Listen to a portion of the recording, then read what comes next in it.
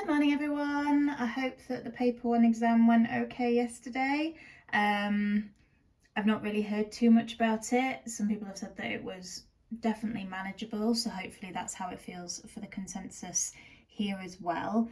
Obviously, now that paper one is done, my focus is turning to paper two, so I'm going to be having a look over the next week at as many sort of organic questions as possible, including things like mechanisms, synthesis, different reactions, NMR, and then for those of you studying AQA, there are some physical topics as well that will be on your paper two, like kinetics and rate equations, and then any relevant amount of substance, bonding, energetics, Kc and equilibrium as well. So I will also make sure that I throw a couple of those in as well. So today I'm coming at you with an OCR question from one of the synthesis and analytical techniques papers. We've got a mechanism, and then we've got to explain why said mechanism involves heterolytic fission. Now, if you're an AQA student watching this, you could be asked to do essentially what is going on in part I. You do not need to know what heterolytic fission is. So this is an OCR only question, but both specifications will need you to be able to name and outline this mechanism. Now, as you can see, I've just taken part of this question, and compound F was mentioned earlier on, although they did then very handily give us the structure to start with. So that's our compound F, and it says it reacts with HCN using NaCN and then H+. Now again, for AQA students, if you're doing older questions, you will see them using HCN, but they now would like you to be aware of the fact that HCN itself is toxic, so not very safe to use, but also because it's such a weak acid with a small Ka value, you don't get a lot of dissociation into the H+ and Cn-. So you're not generating a lot of nucleophile, and then you're not generating a lot of the H+, which is used in the second step of the mechanism. So it's better to now use an alternative such as NaCN or KCN followed by an acid, which is going to give us that H+.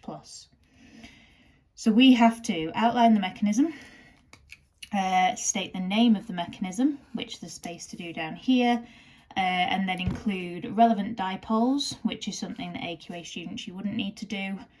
You can do, but if you do and get wrong, could be penalised for, obviously unless it specifically tells you to include them. Lone pairs, and it wants the structure of the organic product, which again, unless specified in the AQA questions, you won't have to kind of do for all of the mechanisms, unless it tells you to. So the first thing that you might want to do is name the mechanism. The first thing you might want to do is outline the mechanism, because that might help you to name it. And I guess there's obviously going to be some rote learning component to sort of all the different mechanisms that you need to know, but I would also hope that based on this structure, based on the reagents, that you might be able to have a think about, well, do I have a nucleophile? Do I have an electrophile? Am I adding? Am I substituting? Am I eliminating? Am I doing a combination of those things?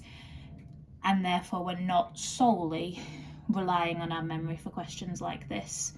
So, in terms of how we know whether we've got a nucleophile or an electrophile, from the NaCN, we're going to be using the Cn- ion, and the carbon can have a lone pair on there like that.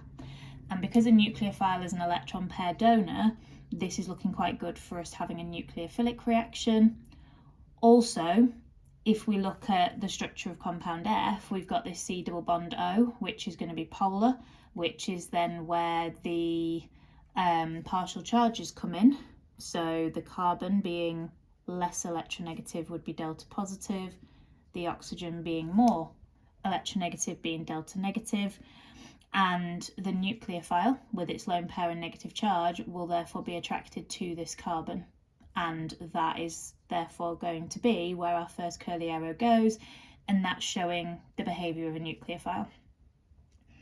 If the reaction was electrophilic, you would have a region of high electron density in a like non-polar carbon-carbon double bond or a non-polar benzene ring, and that would then attack a species that can accept a pair of electrons, which is your definition of an electrophile. This is not going to want to accept electrons because it's already got a lone pair and a negative charge. And nucleophiles will not want to approach a non-polar carbon-carbon double bond or a benzene ring because they have electrons, the nucleophiles, and the double bonds or the benzene ring also have electrons. So this idea of repulsion. So this is therefore going to be a nucleophilic reaction.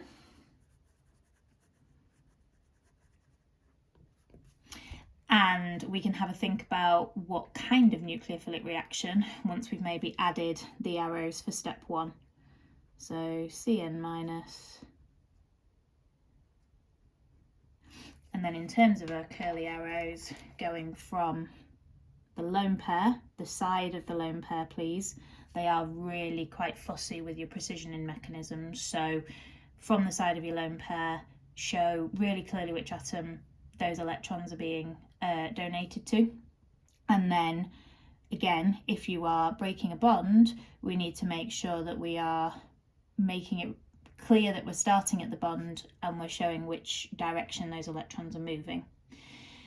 Now, if the Cn attacks this carbon, forms a new bond, this carbon is going to be forming 5 bonds. So I guess we've got options. We could take off the hydrogen by breaking that bond. We could break this bond, potentially, and kind of split the chain, or we could break one of the C to O bonds, turning the double bond into a single bond. Now, we're not going to be able to break a carbon-carbon bond, they're really strong, doesn't happen. We also don't really break carbon-hydrogen bonds. We want to be breaking, I mean, we can, but we are much more likely to be wanting to break like a polar bond, like a carbon to chlorine bond or a carbon bromine bond or a carbon to oxygen bond. And this is where I guess a little bit of rote learning comes in, because this reaction is going to be nucleophilic addition. And if you've remembered that, or you can spot that, and how would you spot that, is the only reaction that an aldehyde or a ketone is going to do in terms of a mechanism is nucleophilic addition. And therefore, once the Cn attacks this carbon, if we want to be adding that on, we don't then want to be taking something off by drawing a curly arrow from the CH bond to the H or the CC bond to this C here, because that then wouldn't make it addition anymore, that would make it substitution. So yeah, if you know this is nucleophilic addition because you've recognised this as an aldehyde and the only mechanism involving an aldehyde is nucleophilic addition, then that should help you with both of those first arrows in terms of knowing that the nucleophile will attack that delta positive carbon, knowing that if we want to add without losing any atoms, the only bond we can break is the double bond, because that will turn it into a single bond and no atoms will be lost from the structure. And then we can draw the intermediate step.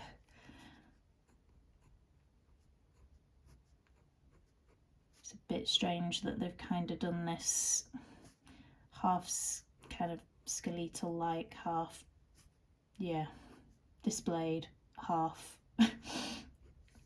structural, but never mind. So the carbon to oxygen is now a single bond.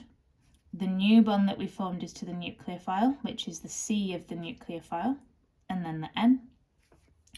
And because the electrons in the bond we've broken go to the oxygen, and initially carbon and oxygen will have been sharing 2 electrons each in that bond, and then if you're breaking one of them, well, one of the oxygen and carbon bonds is still in play, so the other 2 electrons, one was oxygen's originally, but one will have belonged to carbon.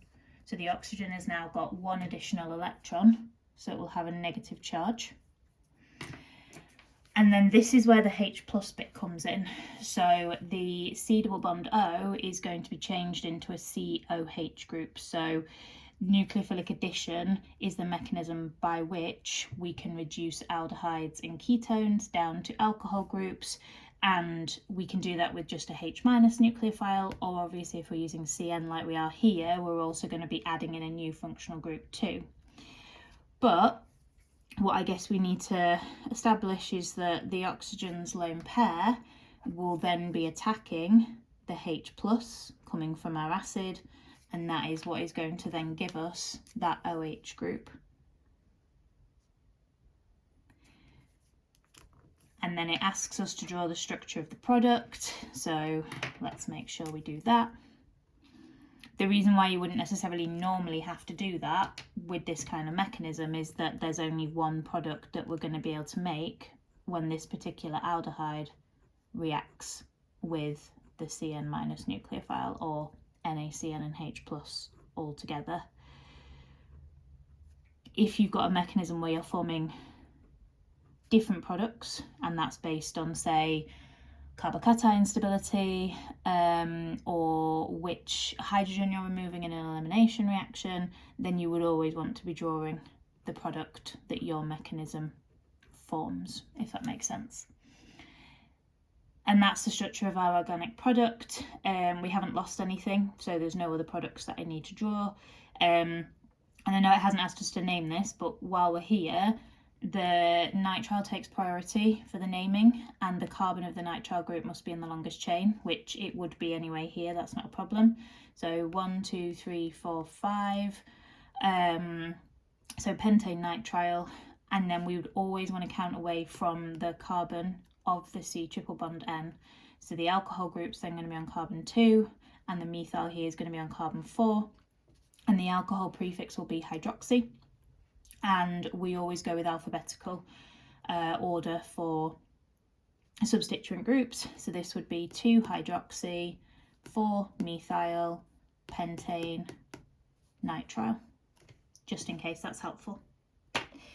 So hopefully you can see how either knowing the name of the mechanism or knowing the mechanism can help you to get the other, and yeah, maybe ease a little bit of what you have to rote learn. Okay, then we have to explain why this mechanism involves heterolytic fission. So there's two different types of fission, heterolytic and homolytic, and it's about when we're breaking a bond, how the electrons are then redistributed. So you have come across both. Heterolytic fission is the one that we're going to be using in all but one of the mechanisms that you need to be aware of. The only time we're going to be using homolytic fission is in free radical substitution. So homo, hetero, homo same, hetero different. So by heterolytic fission, what we're saying is when we break a bond, the atoms that were originally sharing the electrons will end up receiving a different number of electrons when that bond breaks. And obviously, therefore, homolytic fission, if you broke a bond, the electrons would be evenly distributed, with one electron going back to each of its original atoms, and that's how we're going to generate things like radicals in free radical substitution. So when we broke the carbon to oxygen bond, the reason why this shows heterolytic fission is because we broke it and both electrons from that bond moved in the direction of the curly arrow to the oxygen. And that's why the oxygen became negatively charged in our intermediate. So heterolytic fission involves breaking a covalent bond and one atom of the two that were sharing the pair of electrons receives both electrons,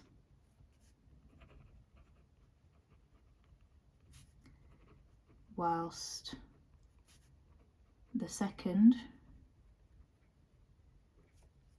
receives none.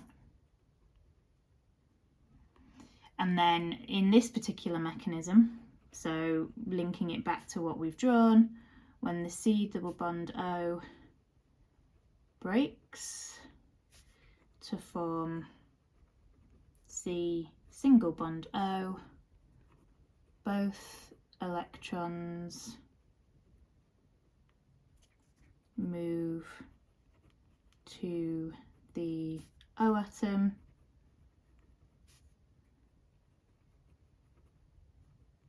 whilst the carbon atom receives none.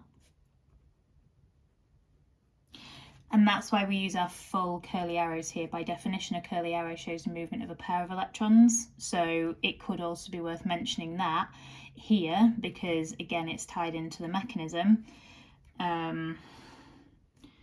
as shown by the curly arrow placement. And you may have seen with homolytic fission the idea of using like a half hook or a fish hook arrow. We can't use curly arrows in homolytic fission because we'd be saying that 2 electrons go this way and 2 electrons go that way when the bond is only made up of 2 electrons in total.